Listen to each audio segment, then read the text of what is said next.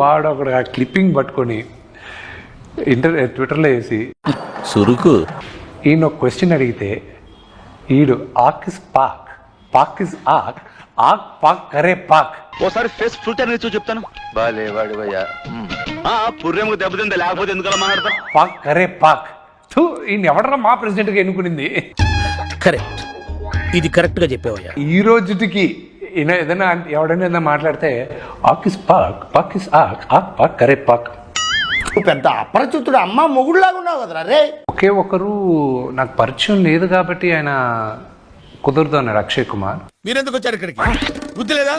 ఎన్నిసార్లు చెప్పారు పెద్దానికి ఇక్కడ రావద్దని? వెళ్ళు అన్నారు. No doubt anyway for me, అంతా శివలీలే జరిగింది. నేను చెప్తున్నా, Vishnu did do anything in this. ఇన్నాళ్ళకు ఒక మంచి మాట మాట్లాడాడు. ఏదో అనుకోకుండా వచ్చింది. అంతా నేను ఒకసారి నెమరు వేస్తే ఏంటిది, న్యూజిలాండ్ వెళ్ళాను, 600 మందిని తీసుకెళ్ళాను. వచ్చేటప్పుడు 10,000, వెళ్ళేటప్పుడు 5,000 బొక్క. వెపన్స్ తయారు చేసుకుని వెళ్ళాం, కాస్ట్యూమ్స్ తయారు చేసుకుని వెళ్ళాం, సెట్లు తయారు చేసుకుని వెళ్ళాం. అమెరికాలో సుమలు దొరుకుతాయా? Will do one thing, 20 సుమోస్ కార్గోలో పడేద్దాం. మనిషివా పశువా నువ్వు? అక్కడికి వెళ్ళి షూట్ చేసి వచ్చాం, 2 సార్లు వెళ్ళాం.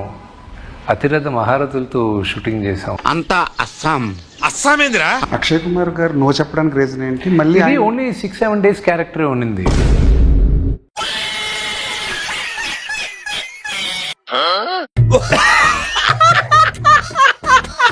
అప్పుడు పరిచయం లేదు కదా. సో వాళ్ళ టీం ముందు ఇక్కడ మనలాగా కాదు, అక్కడ ఫిల్టర్కి ఒక 4-5 ఉంటారనమాట. అన్ని వాళ్ళు ఎందుకురా? పెళ్లిగా నడుతున్నావా? ఇప్పుడు డైరెక్ట్ యాక్సెస్ ఉంది, మెసేజ్లు చేసుకుంటున్నాం, అంతా ఉంది, నవ్వుకుంటున్నాం, కామెడీలు జోక్లు ఏదో పంపించుకుంటున్నాం. కానీ అగరబత్తి ఏం కాదు. నిన్నెవడు అడిగాడు? వీళ్ళందరూ ఒప్పుకునింది కూడా ఓన్లీ నాన్నగారి కోసమే. ప్రభాస్ కూడా ఒప్పుకునింది ఓన్లీ తనకి నాన్నగారి పైన ఉన్న ప్రేమ, అభిమానంతో. అబ్బా ఏం వాడకవయ్యా, అబ్బో బాగా వాడుతున్నావు కదా. వీళ్ళందరూ ఒప్పుకునింది కూడా ఓన్లీ నాన్నగారి కోసమే. మీరందరూ విన్నారా? ఈయనకి చక్కెర కూడా తక్కువ అనుకున్నాను, డబ్బులు కూడా తక్కువే. మాతో పూజ చేయించుకుని మా సమానికి చెడకోపం పెట్టేస్తున్నాడు. అండ్ నాకు నాన్నగారు జనరల్గా 9 తర్వాత షూటింగ్ చేయడానికి కొంచెం ఇరిటేట్ అవుతారు. ఆయన నైట్ షూటింగ్ ఇష్టపడరు. 10 అవుతుంది, అందరికీ టైం అయింది, గ్లాసులు కడుక్కునే టైము, అయినా ఇక్కడే కూర్చోబెట్టారు. మీ ఫ్రెండ్షిప్ కొద్దు, మీ నాన్నగారి మీద ఉన్న గౌరవం కొద్దు ప్రభాస్ ని ప్రాజెక్ట్ లో తీసుకొచ్చారు. రెమ్యునరేషన్ ఇవ్వాలేమో. అబ్బా చిన్నప్పటి నుంచి చూస్తున్నా, ఎప్పుడైనా సరిగ్గా పంచావురా? అన్ని డబ్బులు తీసుకొని ఇవి నాకు ఇస్తావా? కానీ నాతోనే ఆ మాట అన్నాడు.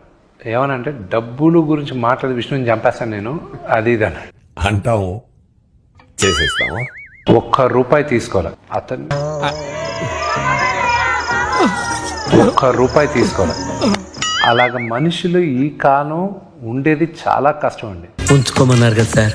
నేను అలాగే అంటాను రా, అది నా దయాగుణం. కానీ అది నువ్వు ఇచ్చేయాలి, అది నీ సంస్కారం. మీ దగ్గర ఏవీ లేనప్పుడు వద్దులే ఏదో ఒకటి చేద్దాంలే అనుకునేదిను, మీ దగ్గర మీరు అడిగింది ఇచ్చే లెవెల్లో ఉన్నప్పుడు. ఏం అర్థం కాకుండా మాట్లాడుతున్నాడు వాడు. వాడు చెప్పేది ఏమిటో నీకు క్లియర్ గా అర్థమైతే నువ్వు నాకు చెప్పు, నేను వాడి మీద యాక్షన్ తీసుకుంటాను, నువ్వు చూసుకుందు కానీ. ఏవీ లేనప్పుడు వదులుకునేది చాలా ఈజీ, కానీ అన్నీ ఉన్నప్పుడు వదులుకునేది అనేది చాలా కష్టం.